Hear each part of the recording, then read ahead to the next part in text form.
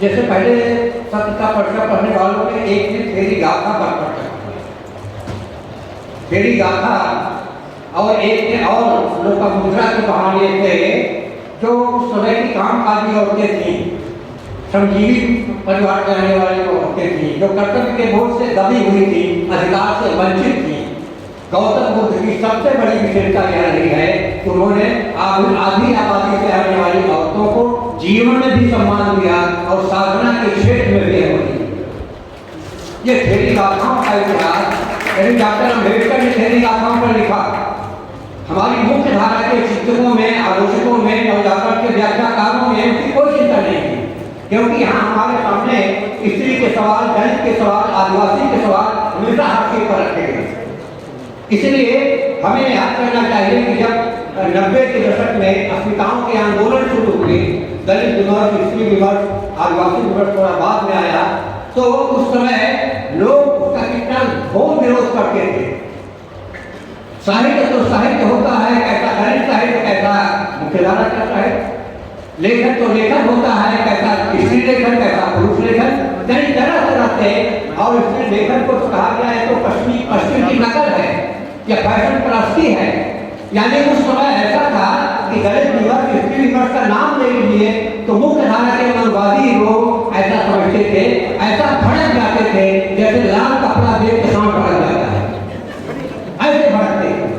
अब तो फिर स्थान बना लिया है, लेकिन आज भी परिस्थितियां बनी हुई है। आज भी मानव मुक्त की बात करने वाले लोग, अरे स्त्री मुक्त, दलित मुक्त नहीं, मानव मुक्त की बात कीजिए, आर्थिक मुक्त की बात कीजिए। डॉक्टर अम्बेडकर का जांगे का विवाद ही है कि जब तक सामाजिक मुक्त का सवाल हमारे सामने खड़े है, उसके बाद आर्थिक मुक्त का सवाल आएगा, उसके बाद मानव मुक्त का सवाल आएगा। और मैंने एक लेख में बहुत पहले लिखा था कि दर्शक दलित मुक्त और नारी मुक्त के प्रश्न ही मानव मुक्त के प्रवेश द्वार है।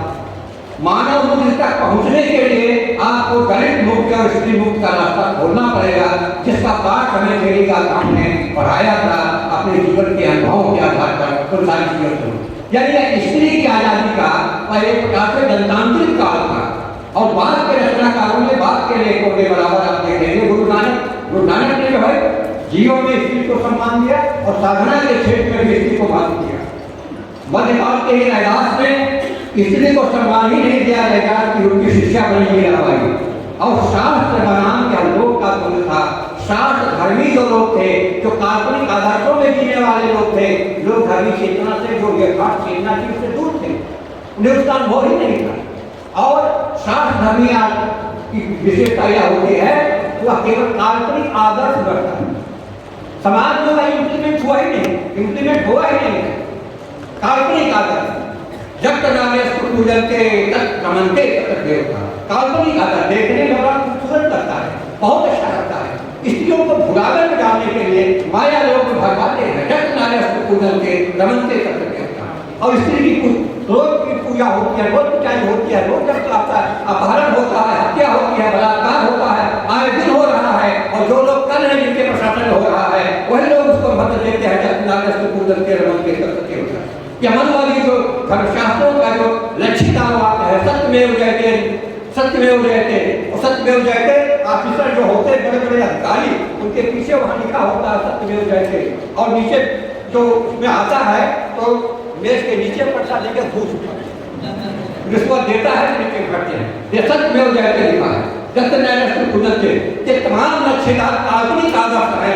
शास्त्र जो होता है वह केवल आदर्श करता है, इम्प्लीमेंट की बात नहीं करता, या उसमें यथार्थ नहीं होता है। जो लोक होता है, लोक का बराबर उसमें होता है कि लोक पर यथार्थ पर आधारित है। समाज विज्ञान है, मानव विज्ञान है, या लोक की बात, लोक धर्मी चेतना को लेकर यथार्थ की बात करता है। धर्म है, दर्शन है, यह तरह की चीजें जो है वह केवल काल्पनिक आधार। बुद्ध के बुद्ध के दर्शन होता है, मैं छोटी बात उस पर जरूर करना चाहूँगा।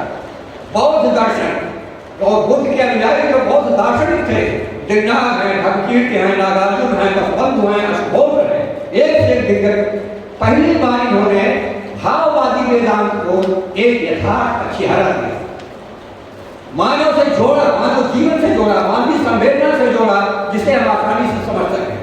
जो वेदांती होते हैं उनका ज्ञान का अनुमान ज्ञान तो ज्ञान ऐसा हमारे ऐसा ज्ञान मिलते हैं कि हमारी आपकी समझ में ही नहीं आए। वो क्या कहना चाहते हैं, वह दर्शन भाव, उसमें विश्वास करो, वो श्रद्धा पर टिका है, विश्वास पर टिका है, लॉजिक मत करो। ईश्वर ने सबको पैदा किया है, हम ईश्वर की संतानें हैं, आप उसमें लॉजिक यहाँ कीजिए। तब ईश्वर को किसने पैदा किया? अरे बाप, ये तो तर्क कर दिया आपने। तर्क नहीं चलेगा, लॉजिक नहीं चलेगी, यहाँ श्रद्धा चलेगा, विश्वास। यानी जनता को भुलावे में डालने के लिए जो भाववादी वेदांत दर्शन था, उसे बौद्ध दार्शनिकों ने एक तार्किक चिंतन की प्रणाली लिखी। अब देखिए उसको बड़े जन्मना का सिद्धांत, बुद्ध ने कर्मणा के सिद्धांत को स्थापित किया, गुण और कर्म को महत्व दिया। जो ब्राह्मणवादी दर्शन है वह जन्मना को मानता है, ब्राह्मण के घर में पैदा हुआ बेटा ब्राह्मण ही होगा, चाहे मेरी अम्मा हो चाहे कितना हो जाए वह होगा ही ब्राह्मण होगा। और दलित के घर में पैदा हुआ चाहे कितना गुणवान हो, ऐसा हो, वह होगा, वह दलित ही होगा, छुट्टी माना जाए। यह जो भेद था, कैसे बौद्ध दार्शनिकों ने इसको तार्किक ढंग से खंडित किया। जन्मना को ब्राह्मण क्षत्रिय वैश्य के शूद्र, लेकिन वर्ण विभाजन है, वर्ण व्यवस्था है, उसके तार करते हुए ऐसे बात रखना जैसे कि आम आदमी को भी समझ में आएगा। वो आदमी समझ जाएगी क्या कहा जा रहा है। उसने कटहल का उदाहरण दिया, पर्यावरण और प्रकृति का बहुत महत्व है उसके बुद्ध के जीवन में। तो लोग जीवन से उदाहरण देते हैं जिसे हम लोग जानते हैं। कटहल है और नहीं आता उसको, तो कहा देखो भाई, कटहल में फल लगा होता है, ऊपर कटहल में लगा होता है फल, जालियों में कटहल लगा होता है, तने में कटहल लगा होता है, और जड़ में भी कटहल निकलता है। कभी कभी जमीन फोड़ कर भी कटहल निकलता है। सबको हम कटहल फल खाते हैं। और ऊपर के कटहल को ब्राह्मण कटहल नहीं कहते, डाल में लगे हुए कटहल को क्षत्रिय कटहल नहीं कहा जाता, तने में लगे हुए कटहल को वैश्य कटहल नहीं कहा जाता, जड़ में लगे हुए कटहल को शूद्र कटहल नहीं कहा जाता। फिर यह प्रकृति में भेदभाव नहीं है, प्रकृति में एकदम भेदभाव नहीं है, सब समान है, सब कटहल के फल है। तो मानव जगत में यह भेदभाव कहां से पैदा? क्योंकि विकास की प्रक्रिया एक है, चाहे प्रकृति में विकास की प्रक्रिया देखिए, चाहे फिर मानव जीवन में विकास की प्रक्रिया देखिए। एक बीज होता है, धरती में पड़ा रहता है, पानी पाता है, अंकुरित होता है, बढ़ता है, थोड़ा उसके रूप में आता है, पत्तियां निकलती हैं, फिर उसमें टहनियां निकलती हैं, फिर डाल होती है, तना बनता है, डाल होती है, फिर उसमें फूल लगता है, फल लगता है, इसके बाद फल जाता है। ठीक उसी प्रकार से मानव जीवन में माँ के गर्भ में शिशु पल रहा होता है, बाहर निकलता है, आंखें खोलता है, बचपन की अवस्था से गुजरता है, किशोरावस्था में जाता है, उसके बाद प्रौढ़ावस्था में जाता है, वृद्धावस्था में जाकर के जड़ होते थे। तो मानव जगत में, प्राकृतिक जगत में विकास की प्रक्रिया एक है। हमारे मानव जगत में भेदभाव किसने किया? जैसे कि ब्राह्मणों ने अपनी वर्ण श्रेष्ठता को स्थापित करने के लिए और एक मनुष्य को नीच और घृणित बनाने के लिए अपने स्वार्थ के लिए इस प्रकार का भेदभाव किया गया है। वहाँ सब प्रकार के फल होते हैं जो मानव ये गलती बातें करते हैं। ये बातें किसकी समझ नहीं आए? वेदांतियों की बात देख लीजिए, वो क्या कहते हैं, बड़े से बड़े विद्वानों की चक्कर हिंदी गिर जाती है, क्या कहना चाहते हैं, खुद समझते हैं कि नहीं समझते हैं। लेकिन बौद्ध दार्शनिकों ने पहली बात को चेहरा, जैसा मैंने कहा कि आज का जो कुछ विकास है, प्रगतिशीलता है, उदारवाद है, मानवीय गुण आप में है, मनुष्यता का गुण अगर विकसित हुआ है, उसका आज होंगे वह हमारे गौतम बुद्ध, उन्हीं का प्रभाव है। जैसे मैंने कहा डॉक्टर अम्बेडकर क्या पढ़ी थी वह बुद्ध के पास जाए। डॉक्टर अम्बेडकर को जो मैं मानता हूँ 20वीं शताब्दी के सबसे ज्यादा पढ़े लिखे, सबसे ज्यादा अध्ययनशील, सबसे बड़ा समाजशास्त्री, सबसे बड़ा अर्थशास्त्री दुनिया में और कोई नहीं हुआ था। लेकिन भारत से बाहर उसको जाने नहीं किया। भारत से बाहर कौन गए? गांधी और गए। लेकिन अब अमेरिका का चिंतन, यहाँ कांग्रेस गवर्नमेंट थी और बराबर स्वामी चिंतानंद के आंदोलन को ध्वस्त करने के लिए बराबर उनके लोग जाया करते थे। अम्बेडकर का चिंतन हिंदी क्षेत्र में आने ही नहीं पाया, जबकि हमारे यहाँ दलित स्वर था और हमारे नवजागरण के व्याख्याकार रामविलास शर्मा जैसे लोग भी कहते हैं हिंदी क्षेत्र में दलित स्वर था ही नहीं, केवल राष्ट्रीय स्वर था। तो ये लोगों ने बहुजन समाज के नायकों का, बहुजन समाज के साहित्य का, बहुजन समाज के चिंतन को हमेशा हाशिए पर रखा है। और आज जब हमारे बहुजन समाज से लेखक पैदा हो रहे हैं, युवा साथी आ रहे हैं, शोध कर रहे हैं, अनुसंधान कर रहे हैं, तो वे सारी चीजों को उसमें स्वीकार कराएंगे। अपने इतिहास को खंगाल रहे हैं, अपने साहित्य को खंगाल रहे हैं, अपनी सांस्कृतिक परंपराओं को खंगाल रहे हैं और उसके बाद अपने अस्तित्व और मानवीयता को स्थापित कर रहे हैं। इसलिए पहले शुरू में जैसा मैंने कहा कि एक चीज रही है कि बहुत सिद्धोनाथों का साहित्य बुद्ध की परंपरा का हिंदी में विकास है। हमारे सारे आलोचक, चाहे मार्क्सवादी आलोचक हो, चाहे जैसे भी हो, सिद्धोनाथों के साहित्य को साहित्य ही नहीं था, खारिज किया। और क्योंकि वह बुद्ध की परंपरा आ रही है, रामविलास शर्मा तो सीधे घोषित करते हैं कि हिंदी में बुद्ध के चिंतन का या बुद्ध की परंपरा का विकास हुआ ही नहीं है। जो कुछ विकास है वह वैदिक पौराणिक परंपरा का है, क्योंकि वैदिक पौराणिक परंपरा जो ब्राह्मणवादी दर्शन है, जो वर्ण व्यवस्था का समर्थन करने वाली परंपरा है, वर्णगत भेदभाव मानने वाली परंपरा है, वही हमारी हिंदी का है। कबीर का कहाँ ले जाएंगे, रैदास का कहाँ ले जाएंगे, जो जात पात व्यवस्था के खिलाफ लड़े हुए हैं, वर्ण व्यवस्था के खिलाफ लड़ रहे हैं। सिद्धोनाथों ने जम के नारे ऊपर का बहार किया है। उन्हीं सिद्धोनाथों में से 84 सिद्धों में कौन से लोग थे? ये पिछड़े समाज के लोग थे, दलित समाज के लोग थे, अनटचेबल किस्म के लोग थे, एक तो इसलिए जातियों से निम्न वर्गीय लोग थे, इसलिए उनका साहित्य नहीं है। और ब्राह्मणवाद का साहित्य, तुलसीदास का साहित्य है, वो महान है, बड़े।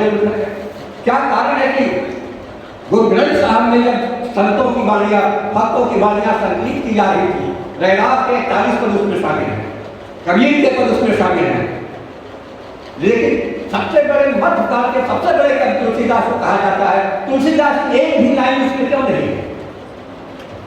गौर कीजिए, इसको एक भी लाइन उसमें क्यों नहीं है? मध्यकाल का इतना बड़ा कवि आपकी दृष्टि में उसकी लाइन नहीं है, क्योंकि वर्ण व्यवस्था, जाति व्यवस्था के समर्थक है। और जिन लोगों को लिया गया हमेशा जातिवाद, जाति व्यवस्था के विरोधी है, चाहे कबीर हो चाहे रैदास हो, कबीर से बड़ा तो आधुनिक कोई हुआ ही नहीं। तमाम प्रगतिशील लोगों में भी ऐसे लोग नहीं मिलते जितनी तलखी के साथ जितने जो डॉक्टर की चोट पर कबीर की अपनी बात है। एक जनी जनो संसारा कौन ज्ञान के भयो की रहा, जो तमाम लोग कहते थे कि उसके अलग अलग पैदा हुए हैं, तो किसके इच्छा का वो क्या है? तो ये बहुत सारी बातें हैं जिसको हमें लिखा सिद्धोनाथों की परंपरा हिंदी में बुद्ध के चिंतन के, बुद्ध के प्रभाव को आया है, यह बताने की गवाही देती है। इसलिए मुख्य बड़े आलोचक रामचंद्र शुक्ल ने सिद्धोनाथों के साहित्य को खाली कर दिया, साहित्य नहीं है। रामविलास शर्मा जैसे मार्क्सवादी, वह भी न जाने किस मार्क्सवादी नजरिए से सिद्धोनाथों के साहित्य को, कारण क्या है कि रामविलास शर्मा बुद्ध पर मानसी जो हमारे क्रांतिकारी हैं, जो क्रांतिकारी बहुजन को हाशिए पर किया गया है। जैसे मैंने कल कहा था कि 3 सामाजिक क्रांतियां हुई हैं, बुद्ध की सामाजिक क्रांति, निर्गुण संतों की सामाजिक क्रांति और फुले अम्बेडकर की सामाजिक क्रांति। इसी का प्रभाव है, हम सारे लोग इकट्ठा हैं, विभिन्न विषयों पर बोल रहे हैं, विभिन्न चिंतन कर रहे हैं, उन्हीं लोगों का प्रभाव है, इसके आज स्रोत वहां मिलता है। और इन सबको हिंदी के साहित्य की मुख्य धारा को बिल्कुल नहीं मिलेगा। इसलिए तुलसी की जयकार हो गई है। कबीर के लिए हुआ तुलसीदास के लिए हुआ का स्वर है, सब उसे बोल रहे हैं। और कबीर रैदास के लिए भौ भौ का स्वर होता है, जैसे कुत्तों की तरह भौंकते होते जो जाति व्यवस्था के खिलाफ बोल रहे, वर्ण व्यवस्था के खिलाफ बोल रहे, स्त्री के सवालों को उठाए, गलत सवालों को उठाए, उनके प्रति उनसे भौंक होगा स्वर। और जब जाति व्यवस्था, वर्ण व्यवस्था, इस सबका सवाल किया, वैदिक पौराणिक परंपरा को लेकर चले, उसके लिए हुआ तो पहली बार इन संतों ने क्या बुद्ध का ही देन है, बुद्ध का ही चिंतन है, जो सिद्धोनाथों के साहित्य के माध्यम से संत साहित्य बद्धकाल हमारे यहाँ विकसित हुआ, चिंतन के क्षेत्र में आया। बहुजन नायक ही, मैं कहता हूँ कि बहुजन समाज के नायक ही असली क्रांतिकारी नायक हैं, चाहे वह बुद्ध हो, चाहे वह कबीर रैदास हो, या फिर आजकल के क्या देखे फुले अम्बेडकर पेरियार हो। और हिंदी क्षेत्र में भी यह बहुजन समाज के लेखक थे। रामविलास शर्मा उन्हें मानते नहीं, हम लोग बहुजन समाज के लोग भी बहुत उनसे परिचित नहीं है। पेरियार रतन सिंह यादव, उन्हें उत्तर भारत का पेरियार कहा जाता है। रामस्वरूप वर्मा की किताबों को देख लीजिए, क्रांति क्यों और कैसे कैसी किताब लिखते हैं, ब्राह्मणवाद बनाम मानववाद जैसी किताब लिखते हैं, ये इनको पता नहीं है, खारिज कर दी, उस पर नोटिस तक नहीं ली गई है। अछूतानंद की किताबें, महाराजा भारती सिंह की किताबों के नाम देखिए, चौंक जाएगा कि मार्क्सवादी कोई लिख रहा है, समाजवादी लिख रहा है। कमेरा हिंदुत्व बनाम लुटेरा है, ब्राह्मणवाद की 100 परीक्षा, ऐसी किताबें लिखने वाले जो मार्क्सवादी बात करते हैं। और उस तरह के बहुजन लेखक चूंकि लिख रहे हैं, चंद्रिका प्रसाद विज्ञान रामचंद्र वर्मा है, या महाराज सिंह भारती है, पेरियार रतन सिंह यादव है, जगदेव कुशवाहा है, ये सारे जो लोग लिख रहे थे, क्योंकि बहुजन समाज से आने वाले लेखक थे। और जो तमाम नाटक लिखा, रतन सिंह यादव ने 5 नाटक लिखे, शंभुवध नाटक, संत माया बलिदान नाटक, अंगुलमाल नाटक। यानी इस तरह से जो दलित नायक थे, दलित लिखते, उनको केंद्र में रख करके उस पर नाटक लिखे। और हमारे हिंदी वाले रोना होते हैं, हिंदी में नाटकों का भाव है, बंगला का नाटक बड़ा समृद्ध है, मराठी का नाटक बड़ा समृद्ध है, और जब नाटक लिखे जा रहे हैं तो उसको आप नोटिस नहीं देते। इसलिए कि जो लेखक जो है वह भी बहुजन समाज का है और जिनको नायक बना रहा है ये दलित समाज के, आदिवासी समाज के। तो यह तो आपको देखना चाहिए कि हमारे यहाँ ऐसे बहुजन लेखक थे जो नाटकों की रचना की थी, दलित नाटकों का अद्भुत नाटक होता था। तो यह चाहे बुद्ध की परंपरा हो, बुद्ध की परंपरा सिद्धों नाथों की परंपरा से होती हुई हमारे मध्यकाल के संतों की परंपरा में आती है और जो पूरे देश में छाया हुआ है और पूरे विभिन्न भाषाओं में, और बहुत बड़ी संख्या में स्त्रियां आई हैं, उनका तो नाम ही नहीं लेंगे। ये कहेंगे 1882 को बता कि नारी जागरण का वर्ष, हमारे इतिहास में हमारे चिंतन में 1882 जो है नारी जागरण का वर्ष घोषित किया है। और बंगाल में मोक्षदायी मुखोपाध्याय को माना गया, उन्होंने एक किताब लिखी, कविता चक्कर में कहा था बलप्रसूर, उसी से माना गया कि नारी जागरण बंगाल में आया है, बलप्रसूर लिखा। और उसमें एक कविता है बंगाली बाबू का जो सफेद पोस्ट का रूप है, जो एक प्रकार से अंग्रेजी की नकल करते हैं, अंग्रेजों की नकल करते हैं, स्त्रियों का शोषण करते हैं, उसको खुलासे ढंग से पर लिखा। लेकिन बंगाल की तुलना में महाराष्ट्र में स्त्री जागरण कहीं ज्यादा अग्रगामी था। ताराबाई शिंदे का उसको 1882 में उन्होंने स्त्री पुरुष तुलना दी। स्त्री पुरुष तुलना के माध्यम से फिर सत्तात्मक समाज उसका जो केवल है, शोषण है, दमन है, उसकी सफेद पोशी है, उसका पर्दाफाश करते रहते हैं। लेकिन इसी में भी ताराबाई शिंदे का नाम लिया गया, मोक्षदायी उपाध्याय का नाम लिया गया, लेकिन सावित्रीबाई फुले का नाम नहीं लिया गया। ज्योतिबा फुले का नाम, राम मोहन राय बड़े समाज सुधारक थे, लेकिन इसके बाद हमारे यहाँ सामाजिक क्रांति कर रहे हैं ज्योतिबा फुले, सावित्रीबाई फुले राज्य में, इसलिए बहुजन समाज के हमारे। तो ये सारी चीजें होती हैं, या आपको देखना है, आपको करना है। बुद्ध ने जगाया, अम्बेडकर ने जगाया, फुले ने जगाया, और जगाने के बाद जो है अब आप लोगों को समाज को जोड़िए। और सबसे बड़ी जरूरी बात है कि बहुजन समाज की एकजुटता बनाए। बहुजन समाज बनाए, हम लोग बार बार कर रहे हैं, सब अलग अलग हैं, ओबीसी SC ST मिलकर बहुजन समाज कहते हैं। तो ST को मान लिया, स्वतंत्र समाज रहा, वह हिंदू धर्म का अंग नहीं था, अब उसे जबरदस्ती बनाया जा रहा है। उनसे कहा जा रहा है आदिवासियों से अपने अपनी पहचान के नाम पर लिखो हिंदू धर्म।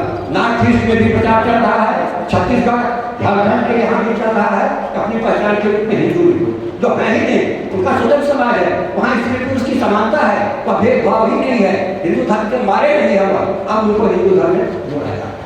तो ये जागरूकता जो आई है वहाँ वहाँ होता है, वहाँ सामूहिक होता है, उसमें माय नहीं होता है, इसलिए मैं की बात नहीं करते। तो इस आधार पर देख करके हम उसको देखें कि हम जब तक आप OBC ST संवैधानिक नाम है, हमसे बहुजन समाज कहते हैं, बहुजन समाज को जोड़िए। बहुजन समाज जब तक नहीं मिलेगा, बहुजन विमर्श, बहुजन साहित्य, बहुजन चेतन केवल हवाई चेतन बन के रह जाएगा। समाज को कोष्ठा बनाएंगे और हमारे नवयुवकों की बहुत बड़ी भूमिका है कि समाज को भी एक तरह से जोड़ने का काम करें। यह सिर्फ अंतर्राष्ट्रीय महोत्सव होता है, या इसके हिसाब से देख लीजिए तो यहाँ इन लोगों ने एक किया है। कौन लोग कर रहे हैं? जो सिर्फ बहुजन समाज चाहे जो हमारे युवा साथी हैं, जो ताकत कर रहे हैं, जो सिर्फ हमारी सांस्कृतिक विरासत है, जो बुद्ध की सांस्कृतिक विरासत है, जो अननोन थी, फांसी में डाल दिया गया था, वह कराएगी, वह हेरिटेज करेंगे, जब भी शिक्षा करेगी। तो ये जो है केवल सम्मेलनों में आना सुनना ही नहीं होता है। बाबा साहब का मिशन या बुद्ध का मिशन मिशनरी बनी, अनुयायी बनी, और केवल उनकी भक्ति श्रद्धा भक्ति करने से नहीं काम चलेगा। और श्रद्धा नहीं, वो तो अपने को वही करते हैं, वो तो अपने आप खाते हैं, ये तो क्या है, मैं जो सच को सच समझो तो मानो। मैं कहता हूँ, हमारे गुरुओं ने कहा है, धर्मशास्त्र कहते हैं, हजारी प्रसाद द्विवेदी तब कहा था, देख ले तेरे शास्त्र तुझे धोखा देते हैं, जिसे तू पूजता है उसे छोड़ने को कहते हैं, जिसमें तू जमता है उसे बुरा मानते हैं। तो यह जो है शास्त्र विद्वान जो शास्त्र का पढ़ा लिखा आदमी जब इस प्रकार की बातें करता है तो और वही आदमी है जो सिख गुरुओं की वाणी लिखता है, रैदास और लिखता है, जो जिसकी उपेक्षा की गई थी, वैदिक पौराणिक परंपरा की आलोचना में जो केंद्रीयता थी उसको विध्वस्त करके बहुवादी संस्कृति को सामने रखता है, दलितों का सवाल उठाता है, स्त्रियों का सवाल उठाता है। तो यह बराबर चल रहा है और आज भी आपको उसी निगाह से देखा जा रहा है। जो लोग इसलिए मैंने कहा कि बराबर जो है दलित मुक्ति और स्त्री मुक्ति के सवाल भी मानव मुक्ति के सवाल हैं। डॉक्टर अम्बेडकर पूंजीवाद का विरोध करने के लिए मार्क्स के साथ खड़े दिखाई देते हैं, लेकिन जातवाद ब्राह्मणवाद का विरोध करने के लिए गौतम बुद्ध के पास जाते हैं और दोनों को मानते हैं कि ब्राह्मणवाद भी और पूंजीवाद भी हमारे लिए दोनों किसानों मजदूरों के लिए दोनों शत्रु हैं, क्योंकि इनके भीतर पूंजीवाद और ब्राह्मणवाद में चोरी दामन का संबंध है। बाबा साहब अम्बेडकर ने तब कहा था, और आज इस समय देख लीजिए जो हिंदू राष्ट्र बन रहा है, जो ब्राह्मणवाद का विकास हो रहा है और पूंजीपतियों के हाथ में देश बेचा जा रहा है, तो ब्राह्मणवाद और पूंजीवाद के गठबंधन की सरकार है। और इस प्रकार के लोगों का बाबा साहब की बात जो कही गई बात कितनी सच साबित हो गई है, इसे आप देख सकते हैं। तो मौका ही नहीं था यहाँ से बीच करने का, अलग से बात होती, सब लोग बात करते, समय ज़्यादा हो गया, फिर कभी मिलेंगे, सब लोग बात करेंगे। धन्यवाद।